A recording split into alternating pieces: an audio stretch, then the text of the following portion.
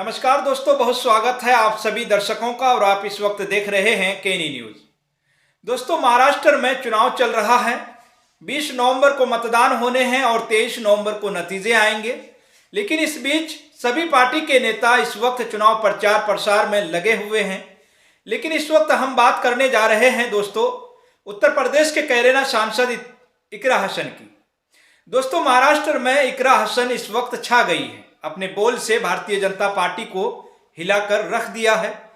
दोस्तों, इकरा हसन के धाकर एंट्री को अगर आप देखेंगे तो समझ जाएंगे कि इकरा हसन की राजनीति में अब क्या रुतबा है। और इकरा हसन ने महाराष्ट्र में जाकर भारतीय जनता पार्टी को इस तरह से धोया कि इकरा हसन की बातों को जानकर नवाब मलिक सोच में पड़ जाएंगे। दोस्तों, इकरा हसन ने क्या कुछ कहा है, जरा सुनिए। आप लोग जानते हैं हम जिस मकसद के लिए आपके बीच में आए हैं। आपके यहाँ पर चुनाव है और ये चुनाव जो है इस पर पूरे देश की नज़र है। ये सिर्फ आपका चुनाव नहीं है, ये बहुत से ऐसे फैसलों को तय करेगा। ये ऐसी सरकार को उसकी ज़मीनी हकीकत से वाकिफ़ करेगा जो आज आप पे और हम पे तानाशाही करने का काम कर रही है। तो पूरे देश की नज़र और ख़ास तौर से हम लोग जो उत्तर प्रदेश से आए हैं बहुत उम्मीद लेकर आपके बीच आए हैं। और मैं आपको सिर्फ ये कहने आई हूँ कि ये जो भाजपा की सरकार है जो आज तीसरी बार हमारे देश में सरकार बनाए बैठी है और ज़्यादातर सूबों में भी इन्हीं की सरकार है, इन्होंने सिर्फ हमारे देश में जहर बोने के अलावा और कोई काम नहीं किया है।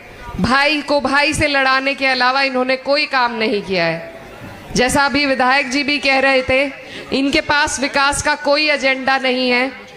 इन्होंने किसी को फायदा पहुंचाने का अगर काम किया है तो कुछ पूंजीपतियों को, अमीर को और अमीर किया है और गरीब को और गरीब किया है। और हम लोगों के बीच में सिर्फ धर्म और जाति का जहर घोलकर राजनीति करने का काम किया है। इस सरकार से जब सब परेशान हैं तो सिर्फ हमारे माननीय राष्ट्रीय अध्यक्ष अखिलेश यादव जी की सरपरस्ती में समाजवादी पार्टी ने उत्तर प्रदेश से 37 एमपी देकर इस नापाक सरकार की रफ्तार को रोकने का काम किया। अगर इंडिया गठबंधन में सबसे बड़ा योगदान भाजपा को रोकने का किसी का रहा है तो वो समाजवादी पार्टी का है।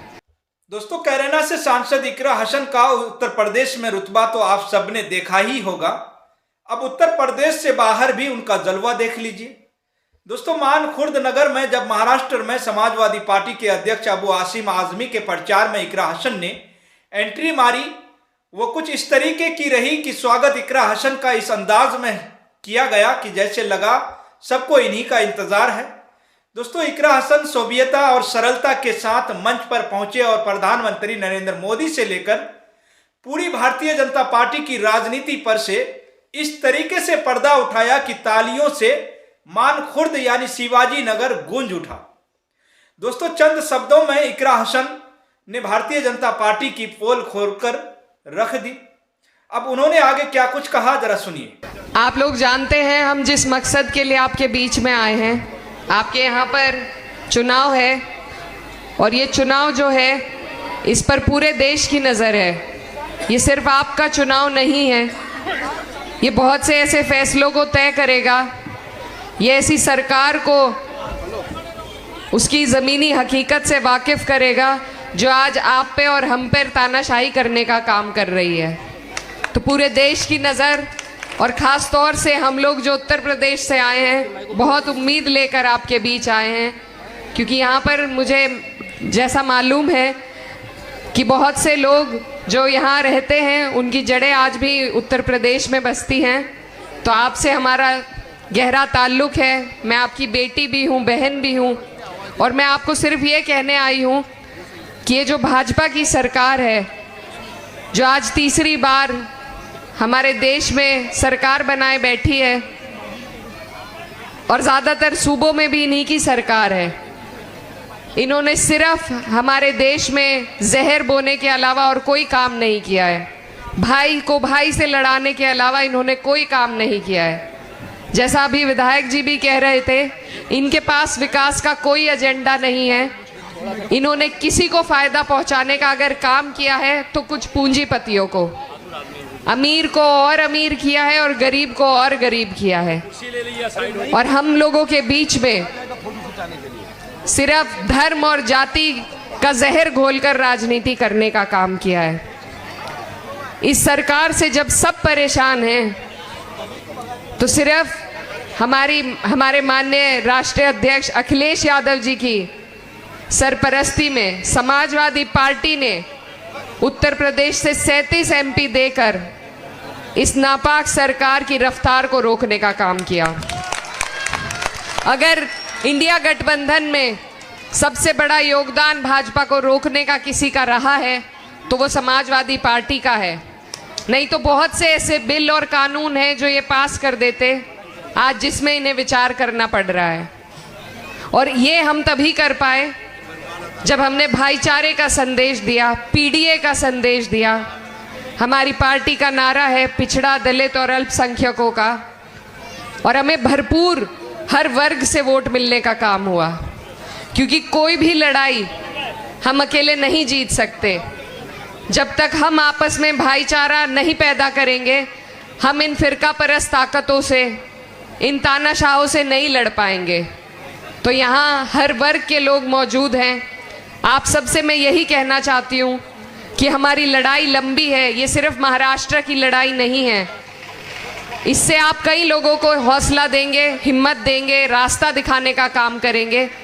और मैं ये कहना चाहती हूँ कि आप इतने खुशकिस्मत लोग हैं कि आपको इतना दमदार आमदार यहाँ से मिला है, अबू आसिम साहब के रूप में, जो बहुत शिद्दत से, मेहनत से, ईमानदारी से आपकी लड़ाई लड़ने का काम करते हैं। गोवंडी के जो हाल पहले हुआ करते थे और जो हाल अब हैं, उसमें ज़मीन और आसमान का फर्क है। सिर्फ 2 विधायक होने के बावजूद जिस साफ गोई से, जिस जज्बे के साथ वो विधानसभा में आपकी आवाज़ उठाते हैं, तो मैं बस यही कहना चाहती हूँ कि ऐसे व्यक्ति को जिताना आपका, हमारा सबका फर्ज है। हमारी पार्टी को एक अकेले वाहिद शख्स ने इस सूबे में जिंदा रख रखा है। अगर आप उनकी हिम्मत बनेंगे, उनका हौसला बनेंगे, तो वो आपकी लड़ाई इसी तरीके से जज्बे के साथ लड़ते रहेंगे। और आज हमें ऐसे ही लोगों की ज़रूरत है। तो आप सबसे मेरी यही गुजारिश है कि आने वाली 20 तारीख है, साइकिल का हमारा निशान है, और आप अगर हमारे आमदार अबू आसिम साहब को यहाँ से जिताते हैं तो आप लोग महाविकास अघाड़ी की सरकार बनाने के लिए वोट देंगे। तो आप सबसे गुजारिश है, साइकिल का निशान है, अपना एक एक वोट चुन चुन कर आपको साइकिल के निशान पर देना है।